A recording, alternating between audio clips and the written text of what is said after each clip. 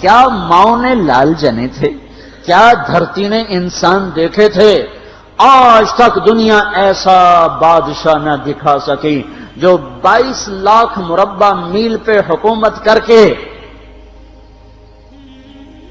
مسجد میں جھاڑو دے رہا ہو، جو 22 لاکھ مربع میل پر حکومت کر کے پانی کی مشق کندھے پہ اٹھا کے بیوہ عورتوں کے گھر میں گھڑوں میں پانی بھرنے جا رہا ہو۔ امیر المومنین کہاں جا رہے ہو؟ فلاں اماں کے گھڑے میں پانی بھرنے جا رہا ہوں، فلاں کے گھر میں پانی بھرنے جا رہا ہوں۔ 22 لاکھ مربع میل پہ حکومت کر کے دھرتی نے ایسا بادشاہ نہیں دیکھا جو اونٹ چراتا پھر رہا ہو، اور جو بیت المال کا اونٹ گم ہوا چولے کو باندھا اور دوڑ لگائی، آگے احنف بن قیس ملے، ارے کہاں جا رہے ہو امیر المومنین؟ کہ تو بھی آ جا، بیت المال کا اونٹ گم ہو گیا ہے، مل کے تلاش کریں۔ پتہ نہیں کتنے مسلمانوں کا اس میں حصہ ہے۔ دھرتی ایسا بادشاہ نہ دکھا سکے گی، نہ دکھا سکے گی، کوئی ایسا آیا ہی نہیں ہے کہ جو اتنی بڑی سلطنت کا مالک ہو اور کیکر کے درخت کے نیچے بغیر پیروں کے سو رہا ہو۔ یہ ہمارے چھوٹے چھوٹے حکمران، ووٹوں کے ذریعے سے کرسیوں پر بیٹھنے والے، ان بے وقوفوں کے آگے بھی پہرے، پیچھے بھی پہرے، دائیں بھی پہرے، بائیں بھی پہرے، اوپر بھی پہرے، ان کی گاڑیاں بھی بلٹ پروف، یہ پھر بھی ڈرتے ڈرتے جا رہے کہ انہوں نے ظلم کیا، یہ اپنی ذات میں خوف زدہ ہو گئے۔ عمر نے اپنے نام کے ساتھ فاروق کا لقب آپ نے کہا عمر فرق بین الحق والباطل، عمر وہ عمر ہے جس نے حق اور باطل میں فرق کر کے دکھا دیا، اس لیے یہ فاروق ہے، اس نے حق اور باطل میں فرق کر کے دکھایا، یہ فاروق ہے۔ حسن بصری فرمایا کرتے تھے اپنی محفلوں کو عمر کے ذکر سے سجاؤ۔ حضرت عائشہ فرمایا کرتی تھیں عمر کے تذکرے کیا کرو کہ جب عمر کا تذکرہ ہوتا ہے تو عدل کا تذکرہ ہوتا ہے، جب عدل کا تذکرہ ہوتا ہے تو اللہ کا تذکرہ ہوتا ہے۔ کہ ہم عائشہ رضی اللہ تعالیٰ عنہا فرمایا کرتی تھیں اتنے بڑی سلطنت پر حکومت کرنے کے بعد اللہ کی راہ میں جانے والے مجاہدین کے گھر گیا کھڑا ہوا ہے، دروازے پہ دستک دے رہا ہے، بیٹی کوئی بازار سے سودا لینا ہو تو مجھے بتاؤ، تیرے گھر والا تو اللہ کی راہ میں ہے، میں تمہارے گھر کا سودا لے آؤں، کیا کیا چیز چاہیے؟ تم نے اپنے خامند کو خط لکھنا ہوگا، تم تو لکھنا نہیں جانتی، مجھے بتاؤ میں تیرے خامند کو تیری طرف سے خط لکھوں۔ اما تیرا بیٹا اللہ کی راہ میں گیا ہوا ہے، مجھے بتا میں تیرے بیٹے کے نام تیری طرف سے خط لکھوں۔ اتنی بڑی جس کے سامنے قیصر اور کسرا زیر و زبر ہو گئے، کج کلا، وہ زمین میں جا کے تہ خاک میں وہ سارے ہیرے لال جواہر، وہ زمین میں لوٹ پوٹ کرنے والا، کسرا کے تخت کو توڑنے والا اور روم کی طاقت کو توڑنے والا، آل ساسان کی طاقت کو توڑنے والا اور نوشیروان کے خزانے مدینے میں لانے والا اور خسرو پرویز کے خزانے مدینے میں لانے والا اور رومت الکبرا کے خزانے مدینے میں لانے والا خود اپنے کرتے میں 14 پیوند لے کے چل رہا ہے۔ 14 پیوند کے ساتھ کرتا ہے، مہینے میں 1 دن گوشت کھاتے تھے، وہ روٹی کھاتے تھے کہ عام آدمی حلق کے نیچے نہیں لے جا سکتا تھا۔ ہے سال کی ابتدا اس شخص کی شہادت سے ہوتی ہے جس کو اللہ نے وہ عزت دی۔ آپ نے کہا میرے 2 وزیر آسمان میں، 2 وزیر زمین میں، آسمان پہ جبریل اور میکائیل میرے وزیر ہیں، زمین پر ابو بکر اور عمر میرے وزیر ہیں۔ آپ فرمایا کرتے تھے ابو بکر عمر اگر کسی بات پہ جمع ہو جائیں تو میں ان کے مشورے کے خلاف کبھی نہ کروں گا۔ ابو بکر تیری مثال ابراہیم کی ہے، عمر تیری مثال نوح علیہ السلام کی ہے، ابو بکر تیری مثال عیسیٰ علیہ السلام کی ہے، عمر تیری مثال موسیٰ علیہ السلام کی ہے۔ آپ مسجد میں آئے، آپ کے دائیں طرف ابو بکر تھے، بائیں طرف عمر تھے، آپ اندر آئے اور کہا دیکھو اسی طرح قیامت کے دن ہم اٹھیں گے کہ میرے دائیں طرف ابو بکر ہوگا، میرے بائیں طرف عمر ہوگا اور ہم ہاتھوں میں ہاتھ دیے ہوئے اٹھائے جائیں گے۔ اور ایک حدیث میں آتا ہے اور میرے قدموں سے بلال کو اٹھایا جائے گا، جو نکلتے ہی اذان دے گا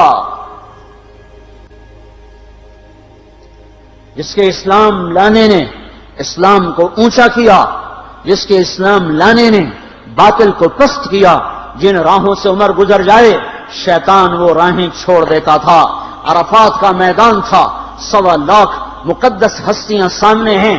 میرے نبی نے فرمایا اس وقت میرا اللہ میرے سب صحابہ پہ فخر کر رہا ہے اور عمر بن خطاب پہ خاص طور پہ فخر کر رہا ہے،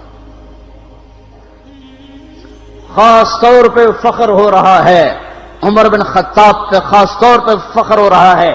میرے بعد کوئی نبی ہوتا عمر ہوتا۔ عمر، میں نے رات جنت میں محل دیکھا، ایک اینٹ موتی کی، ایک یاقوت کی، ایک زمرد کی۔ میں نے پوچھا یہ کس کا ہے؟ کہا گیا ایک قریشی کا ہے۔ میں کہا میں قریشی ہوں، اتنا خوبصورت محل ہے، میرا ہی ہوگا۔ جب جانے لگا تو فرشتے نے کہا یہ آپ کے غلام عمر بن خطاب کا ہے۔ وہ کیا مبارک لوگ ہیں کہ جنہیں نبی کے گھر میں قبر نصیب ہو، ایک طرف ایک ساتھی، ایک طرف دوسرا ساتھی، جن کو نبی کے دو پہلوؤں میں جگہ ملی ہو۔ وہ کیسی عظیم ہستیاں اتنی بڑی سلطنت کا مالک اور اتنے بڑے عدل کی نشانی بن کر مدینے میں مسجد میں بیٹھے رو رہے ہیں۔ امیر المومنین کیوں رو رہے ہو؟ کہا دجلہ کے کنارے کتا بھی پیاسا مر گیا تو پوچھ تو عمر کی ہوگی، فرات کے کنارے کتا بھی پیاسا مر گیا تو پوچھ تو عمر کی ہوگی۔ راتوں کو پہرے دیے جا رہے ہیں، راتوں کو خبرگیری کی جا رہی ہے۔ مدینے کے باہر ایک خیمہ ملتا ہے، چند بچے ملتے ہیں جو رو رہے ہیں۔ ایک عورت ہانڈی چڑھا کے ڈوئی پھیر رہی ہے۔ پوچھتے ہیں بہن یہ بچے کیوں رو رہے ہیں؟ کہ یہ بھوک سے رو رہے ہیں۔ ہانڈی میں کیا ہے؟ پانی، کچھ بھی نہیں۔ کیوں چڑھایا ہوا ہے؟ بہلانے کے لیے، سو جائیں گے روتے روتے، میرا اور عمر کا اللہ کے ہاں فیصلہ ہوگا۔ تو عمر کی ہچکیاں بن گئیں کہ عمر کو بہن تیرے حال کی کیا خبر؟ کہ پھر ہمارا بادشاہ کیوں بنا ہے؟ اگر ہمارے حال کی خبر نہیں لیتا تو ہمارا خلیفہ کیوں بنا ہے؟ پر لگ گئے، بیت المال سے سامان نکالا، بوری بھری، سر پہ اٹھائی، کمر پہ اٹھائی۔ غلام اسلم نے کہا میں اٹھاؤں؟ کہ قیامت کے دن بھی میرا وزن تو اٹھائے گا۔ اسی طرح بھاگے ہوئے آئے، پنیر نکالا، آٹا نکالا، گھی نکالا، شہد نکالا، ڈال کے ہانڈی میں نیچے آگ، خود دھواں گیلی لکڑیوں میں پھونکے مار مار مار آگ جلائی، حلوہ تیار کیا، پھر پلیٹوں میں ڈال ڈال کے بچوں کو کھلایا۔ وہ عورت کہنے لگی کاش عمر کی بجائے تو خلیفہ ہوتا۔ تو یہ نہیں کہا کہ میں ہی عمر ہوں، میں ہی عمر ہوں۔ فرمایا جب کل تو امیر المومنین سے ملے گی تو مجھے بھی وہیں دیکھ لے گی، مجھے بھی وہیں پا لے گی۔ پھر وہاں بیٹھ کے دیکھتے رہے، اٹھ کے چل دیے۔ بچے ہنسنے لگے، کھیلنے لگے تو اپنے غلام سے فرمایا میں نے انہیں روتا دیکھا تھا، میرا جی چاہا میں انہیں ہنستا بھی دیکھوں۔ 22 لاکھ مربع میل پہ اسلام پھیلا کر حکومت اس سے بھی بڑے علاقے میں لوگوں نے کی۔ چنگیز نے اس سے زیادہ فتوحات کی، محمود غزنوی نے اس سے زیادہ کی، سکندر تیمور نے اس سے زیادہ کی۔ پر فتوحات کر کے یوں خدمت کر رہا ہو، پانی بھر رہا ہو، اونٹ چرا رہا ہو، امامت کرا رہا ہو، 14 پیوند لگے کپڑوں کے ساتھ خلافت کے تخت پر بیٹھا ہوا ہو، یہ دھرتی میں پھر کوئی نہیں آئے گا۔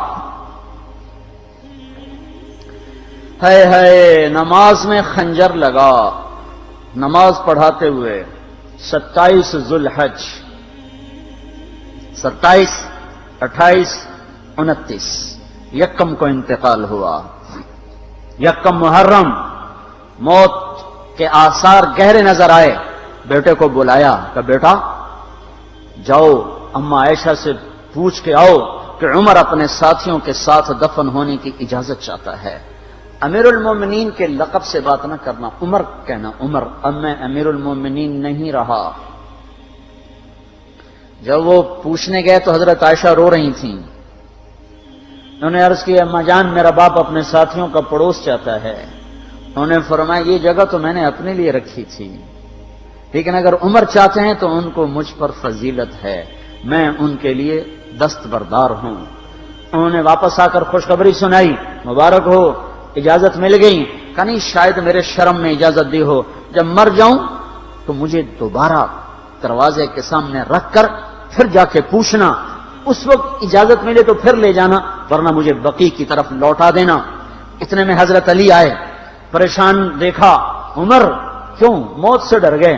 کہ نہیں، موت کے بعد کی گھاٹی سے ڈر رہا ہوں۔ کہ ڈرو نہیں، میرے ان کانوں نے سنا ہے اور اتنی دفعہ سنا ہے کہ میں گن نہیں سکتا کہ اللہ کے نبی فرمایا کرتے تھے ابو بکر اور عمر جنت کے بڑی عمر کے لوگوں کے سردار ہیں۔ آپ نے فرمایا تو اس بات کی گواہی دے گا؟ کہ میں بھی دوں گا، میرا بیٹا حسن بھی دے گا۔ امام حسن بھی ساتھ تھے۔ کہ میں بھی دوں گا، میرا بیٹا حسن بھی گواہی دے گا۔ پھر بھی ہے جو جنت کی بشارتیں لیے ہوئے ہیں، 10 مبشرہ، ابو بکر جنتی، عمر جنتی، عثمان جنتی، علی جنتی، طلحہ جنتی، زبیر جنتی، ابو عبد الرحمن بن عوف جنتی، ابو عبیدہ بن جراح جنتی، سعید بن زید جنتی۔ آپ نے نام لے کر گنے، نام لے کر گن کر کہا، سنو ابو بکر جنتی ہے، عمر جنتی ہے، عثمان جنتی ہے، علی جنتی ہے، طلحہ جنتی ہے، زبیر جنتی ہے، سعد بن ابی وقاص جنتی ہے، عبد الرحمن بن عوف جنتی ہے، ابو عبیدہ بن جراح جنتی ہے، سعید بن زید جنتی ہے۔ میں ان سے راضی ہوں، لوگوں ان کا حق پہچانو، میں ان سے راضی ہوں، میں ان سے راضی ہوں۔ پھر آپ نے فرمایا اگر تم نے ان کے بارے میں کسی ایک کے بارے میں بھی دل میں بغض لے کر مر گئے، اور تم نے اتنی بندگی کی تھی کہ سوکھ کے کانٹا ہو گئے تھے، روزے اتنے رکھے تھے کہ پیٹ کمر کو لگ گیا تھا، سجدے اتنے کیے تھے کہ تمہارے ماتھے اور گھٹنوں پر پتھروں جیسے نشان پڑ گئے تھے، اتنا کچھ کر کے ان 10 میں سے کسی ایک کا بغض لے کر اگر تم مر گئے تو اللہ تمہیں منہ کے بل جہنم میں گرا دے گا۔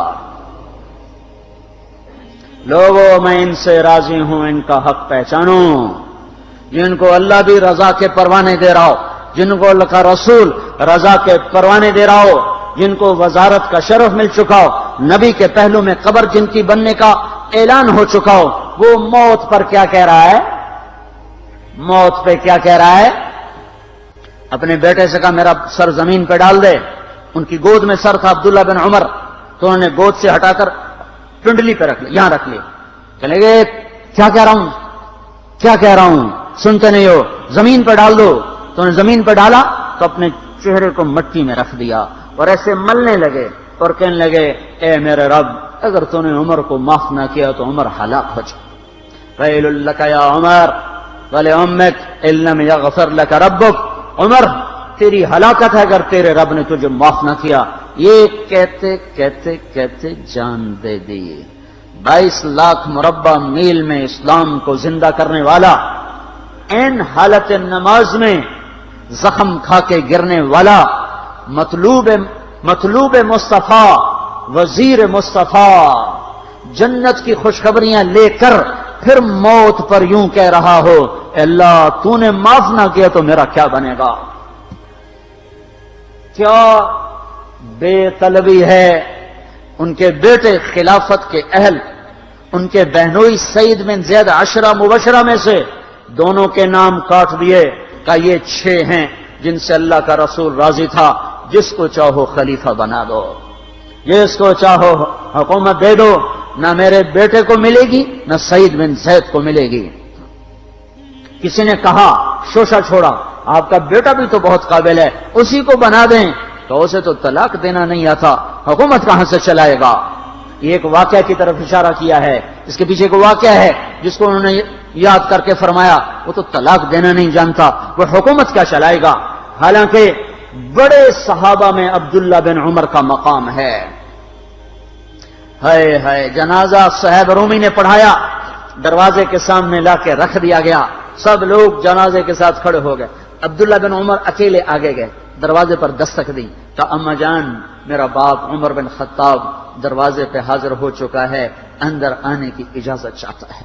تو عائشہ رضی اللہ تعالیٰ نے اپنی چادر کو اٹھایا اور روتے ہوئے باہر نکل گئیں۔ پھر لوگ اندر داخل ہوئے، قبر کھودی گئی، قبر کھودتے ہوئے عبداللہ بن عباس بھی قبر کے کھودنے میں شریک تھے۔ تو کہتے میرے کندھے پہ کسی نے ہاتھ رکھا، میں نے پیچھے مڑ کے دیکھا تو علی رضی اللہ تعالیٰ عنہ کھڑے رو رہے تھے اور فرما رہے تھے، مجھے پتا تھا تو یہیں آئے گا، یہاں تیرے سوا کوئی نہیں آ سکتا، کہ میں نے ایک دفعہ نہیں کتنی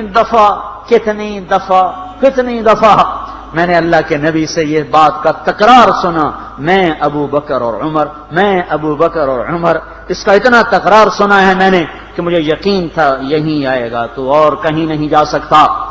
میرے بھائیو غفلت سے باہر آ جائیں، یہ دھوکے کا گھر، یہ مچھر کا پر، یہ مکڑی کا جالا، یہ دنیا کہیں ہمیں ہلاک نہ کر دے۔ ان لوگوں کو سامنے رکھ کے زندگی گزارو جنہوں نے اللہ کو راضی کیا، اس کے رسول کو راضی کیا، کلمہ حق کو بلند کیا، خیر کے ذریعہ بنے، شر کے مٹانے والے بنے، اور دنیا میں مرنے کے بعد بھی ان کے تذکرے ہدایت کا سامان بنے، ان کے تذکرے روشنی کا مینار بنے۔ ان کے پیچھے چلو، مغرب کے اندھیروں کی طرف مت دوڑو، وہاں تو سورج بھی ڈوب جاتا ہے، مغرب میں تو سورج بھی ڈوب جاتا ہے، اور تمہیں پکار کے کہتا ہے مغرب کی طرف نہ آنا، ادھر اندھیرا ہے، میں یہاں گم ہو گیا، تم کون سا سراغ ڈھونڈنے آئے ہو؟